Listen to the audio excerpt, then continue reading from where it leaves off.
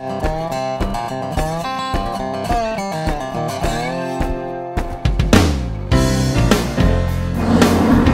everybody, Tony Soto here with the Q.Co, and today I am chatting with Levi Kreis, finally in person.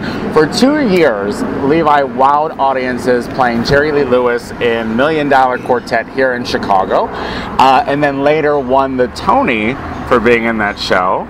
And now he's just all over the place, singing, having a good time. Doing my do. Doing your do? Doing my do. Thank you so much for meeting with us. We are in beautiful Andersonville in Chicago, Illinois, and it's a gorgeous day. Love it. And today, Levi, you are performing for Market Days. Yes, my second time performing for Market Days. I think I was here 2, maybe 3 years ago. So I love the audiences here. Having lived here for 2 years, doing $1 Million Quartet, I was able to not only get to know a lot of really wonderful people, but build a little bit of a fan base here. So I'm kind of excited about it. You got a pretty big fan base with your role in $1 Million Quartet. It did help. Can you just like run us through like how you got it, how you got the role, and like did you even foresee it being I mean, no, the hit that it is today? I didn't. I first started workshopping this script in 2004. I had run into a gentleman who worked at a theater. I had worked with this director, Paris Barkley, who you know him from shows like Sons of Anarchy and God, The West Wing, ER, Weeds, a ton of stuff. And I think he might have recommended me to this theater. I'm not sure, because after working with him, they needed someone who knew Southern humor, who could sort of play the piano a little bit. And I was only supposed to work... A little bit? I was only supposed to workshop it. So I sat around at the table read, you know, and we just sort of began to develop the characters. They'd work on the script. We'd come back months later, do another table read. They'd work on the script. You know how workshops go. Until finally we put it on stage in Seattle in 2006. That was a pretty exciting experience to get it on its feet, to really see where it needed to go. But being a part of the team that helped cultivate that and build the characters from the beginning was really the fun thing for me. Yeah. It never occurred to me that it would end up bringing such reward.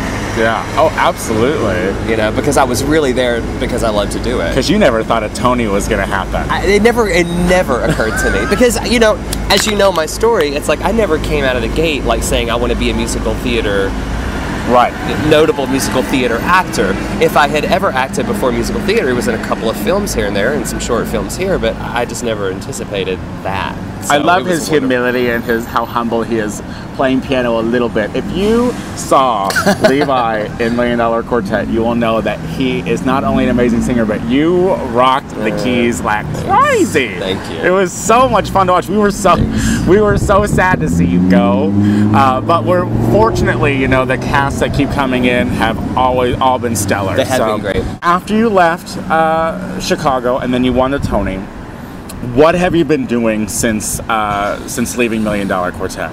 Well, I had my third ACL tear in March of 2011, which which kind of prompted my exit. Your third? My third. From the show? From the show. Oh my God. This is my Seattle leg. This is my Chicago leg. And then this, again, was my New York leg. So I battle scars for every city that we've ever been to with this thing. So I took that opportunity to go back home. You know, I knew that I needed to create a new album. It had been a long time since I had been on the road and promoting my own material, which, you know, is my first love. Mm-hmm. And Where I Belong came out in 2009, so I was really absent for like 2 years, even though I was trying to tour on the Mondays off, which was crazy. Yeah, because if you're doing 8 shows a week and then you're going to fly out to DC to do another show on your days off. We did that like for 3 months straight, which was exhausting. But I just realized I needed to just kind of push the restart button, get back in the studio, and figure out what I am at this point in my life and what that sounds like and what that looks like for me on the road. Absolutely. Now, you told me you just got back from Tokyo. What were you doing in Tokyo? I was helping to promote $1 Million Quartet is doing a 3-week run in the brand new, beautiful Tokyo Theater Orb right there in Tokyo, in Shibuya, and it is the most breathtaking theater I've ever seen in my life.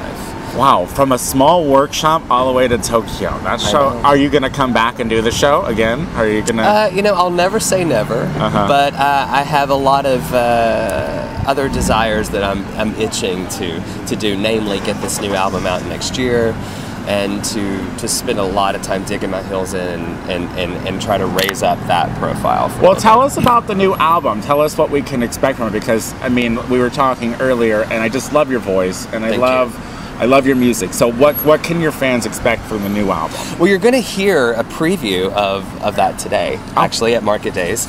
I've got 2 songs that I'm going to do, albeit more of an acoustic interpretation of it. The album overall borrows from late 70s, early 80s, sometimes disco-infused R&B. Can't go wrong with any of that. I like to say that it's sort of like Jamiroquai meets Robin Thicke. Oh, you know, I love that. But it's one of those things where I finally, because of a successful fan-funded campaign from Kickstarter, I was able to have the kind of budget that allowed me to stay in the studio and figure out who I am for the first time. You know, my first album was like $200, and I had 2 hours to do it. I thought that was the most amazing story when I interviewed you before via email. When I got back all of your answers, I was just like, wow. Yeah. So this was the first time I actually got to study who I am as a recording artist and take a year and a half and 52 songs and I've wrote and pared it down to the 12 best ones that I could do. So I think it's my best effort. This is the first album that I can say when it comes out next year that for what I'm capable of at this moment in life, and I know we all continue to get better at what we do, but from what I'm capable of at this point, it's the best effort. Now, are you collaborating with anyone on the next album? Every song was mine solely. Fantastic. So I decided to not collaborate for a change.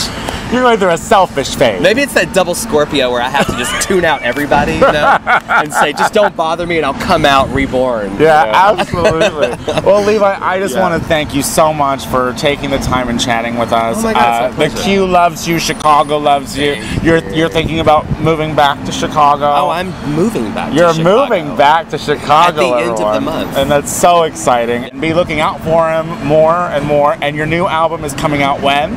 It's going to come out the second quarter of next year, but the first single comes out January 1st, exclusively on LeviKreis.com. That's fantastic. And let us know, because we will share all of your shit. Whatever you have, send it to us. We'd love to follow you. Thank you for being so supportive, Tony. I think you're great. I think you're great. Since seeing you perform in $1 Million, I'll be with you forever. Thank you so much. Thank you. All right, ladies and gentlemen, please check out Levi Kreis and all the amazing things that he's doing. His new album coming out next year. My name is Tony Soto, and I'm with theQ.co. Bye.